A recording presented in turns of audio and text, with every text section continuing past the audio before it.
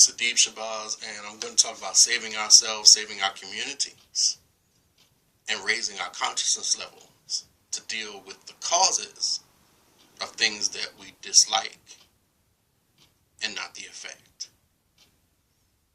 Even the unfortunate and unjust deaths of Mike Brown and Eric Garner were effects.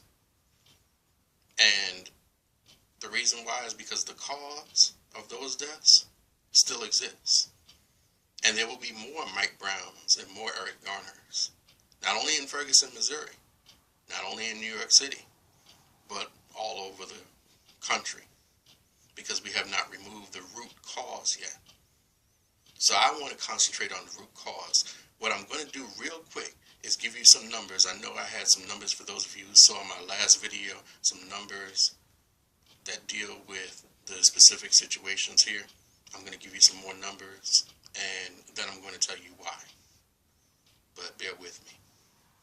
Ferguson, Missouri is 67% black. In other words, 2 out of every 3 people in Ferguson, Missouri are black or African American. However, 50 of the 53 officers on Ferguson Police Department were white at the time of the shooting of Mike Brown. Now, why is that? Well, 12% of registered voters in Ferguson, Missouri showed up to elect the mayor and the city council.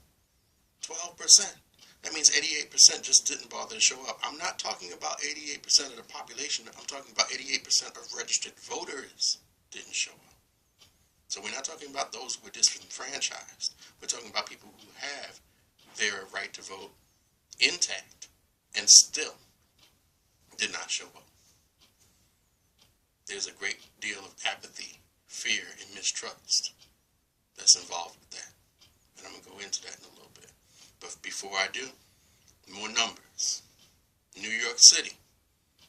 Now, much more metropolitan, much more cosmopolitan situation, but not much different in its actual reality. You have 8.3 million people, 4.3 million registered voters, and barely a million showed up to elect the mayor and the city council. 24% of registered voters showed up. 24%. That's twice as many, more than twice as many than Ferguson, but that's not a prize. That was a record low for New York City. Never has there been such a low voter turnout in New York City since the inception of the city. What's the deal with it? I mean, what's going on? Why so low? 4 years ago, the record low was 28%, which happened 4 years before, before the last time. And the last time that there was over 50% turnout was in 1993, and I lived there then.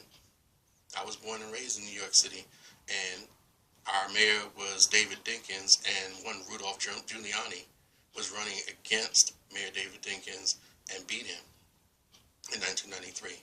57% of registered voters showed up at that time period. And also, Staten Island, of all places, had a referendum on the ballot to secede from the city. And that, of course, was a big interest. Obviously, they lost. But for the last 20 years, voter participation has gone down and down and down consistently every election. There's a lot of apathy, a lot of mistrust. It's something that we need to address. And that's why I'm going into consciousness. See, the consciousness of New York City, Ferguson, Missouri, or the communities around the world. New York City is 54% black and Latino. 67% of New York is non-white. But yet, you wouldn't know it from the representatives that are elected there. There is some there's some more racial parity in New York compared to Ferguson, Missouri, but it's still not the way it's supposed to be. There is a lot of mistrust, especially amongst black and brown people when it comes to showing up to vote. We're the ones who are not showing up, plain and simple. And whenever you have a majority population that's non-white, that's black and brown, you're going to have low voter turnout because we do not believe in the system. Now, the system is working very fine for the majority, the quote-unquote majority. But as you see in both of these examples, one Ferguson, Missouri, which is a very small city, one New York City, which is the largest city in America anyway. The largest city in America and Little Ferguson, Missouri have a lot in common with the fact that they're both majority non-white and they both have extremely low voter turnout. What's the problem? We have to stop dealing with effects and not causes. There's a system in place which I'm going to just call white supremacy. And I'm going to explain what white supremacy is. White supremacy, well, first let me explain what white supremacy is not. White supremacy is not your neighbor who happens to be white not liking you who happens to be black or brown. That's not white supremacy. Even if your neighbor is prejudiced, that's still not white supremacy. A white cop, that's not white supremacy. Even a white cop who happens to not like black people or Latinos or Asians, that's not white supremacy. They are pawns in white supremacy, but that's not white supremacy itself. That's not institutionalized racism. Black people, white people, black cops, white cops, black elected officials, white elected officials, all are pawns in white supremacy. All. Unless they are consciously acting against it. See, because white supremacy is set up so that black fights white, white fights black, white works hard to suppress black and brown and yellow, and pits the yellow against the black and the black against the yellow, and the white against black and black against white, and the poor and middle classes are fighting each other so that they cannot unite politically or economically in order to make a change. We are falsely led to believe that the system is rigged. We can't do anything about it because we have not ever learned to use the system in the first place. There are ways that you can actually check the voter machines. I've been to the meetings. There are ways that you can address your concerns about voter machines and how votes are counted. That you can become one of the monitors that actually checks these machines. There are ways that those things can be done. There are ways to make sure that you choose your own candidates, that you vet your candidates correctly. That means check them out, make sure that they are all right. And then you run your own candidates and make sure that your candidates get elected. And when they do get elected, you make sure in a systematic way that they are held accountable, because they wouldn't be the first to be bought off, would they? There are ways in doing this, but I'm telling you, you do the same thing. If I got in office and you didn't have my back, why would I get myself fired, roasted, maybe even killed for you who do not come out to vote for me? Why would I do that if I were a candidate who got elected? If you're not behind me, then why should I be accountable to you? I have to know as a candidate that you have my back. I have to know as an official that you have my back. Otherwise, these people who come at me with the money, they look more interesting than you do. And that's the bottom line.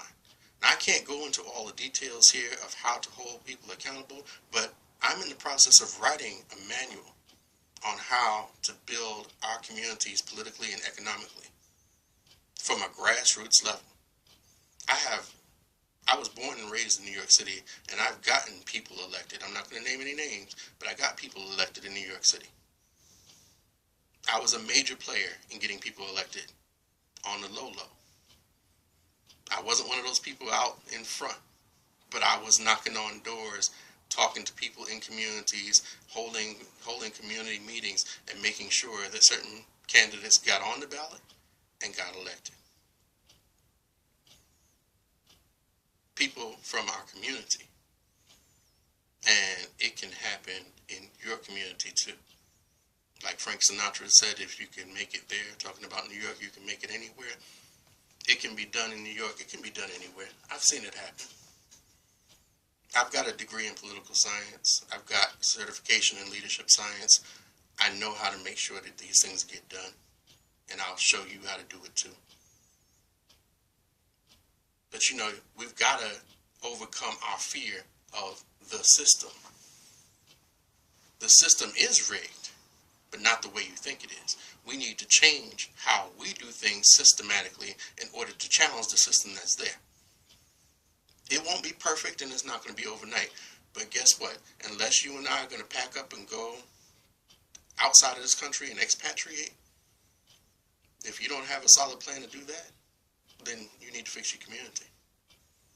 If you don't plan to do that in the next 5 years, you need to fix your community. If your children and your grandchildren are going to school here, and they're going to parties here, and they're socializing here in America, in your communities, then you need to fix your community. Because guess what? They're liable to be the next Eric Garner, the next Mike Brown. And excuse me, but damn, if my children or my grandchildren are going to be the next Mike Brown or Eric Garner, if I have anything to do with it. But I can't do it alone. You can't do it alone, but we can do it together. Black, brown, and even red, yellow, and white. Everybody who's concerned about the safety of America, because Bill O'Reilly even understands that there's a problem now. Eric Boehner understands that there's a problem now. Hey, we know that's not just a black thing anymore. Let's get together to fix this problem. Dr. Supreme Understanding has started a movement called the 360 Movement. You can get at us at www.weneedamovement.com. You can also get at us at the360movement.com. Make sure that you get with us.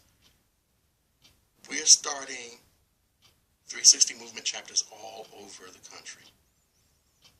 If there's not one in your community already, you can get with us to see how you can get qualified to start one. That's right, qualified. This is not something that we're just throwing out there, but there is a systematic way to change our communities educationally, economically, and politically, and it's an organized thing. It's not about any big I's or little U's, but it's about all of us actually systematically taking control of our communities, and we can do it. Because voting alone is not going to do it. Pooling our resources alone is not going to do it. Protesting, and peace to all the protesters out there, is definitely not going to just do it by itself. You've called our attention to the problem. Well, those of us who've already been aware of the problem for years, we thank you because you've called others who were not aware to the problem and let them know that you do care. But now we got to back that up with some action. Are you ready? Get with us. WeNeedAMovement.com, the360movement.com. We'll make sure that we get with you, and together we can make this change and make these things happen. Raise that consciousness. Save ourselves. Save our communities. This is Adib Shabazz. I hope to see you. Hope to hear from you. Peace.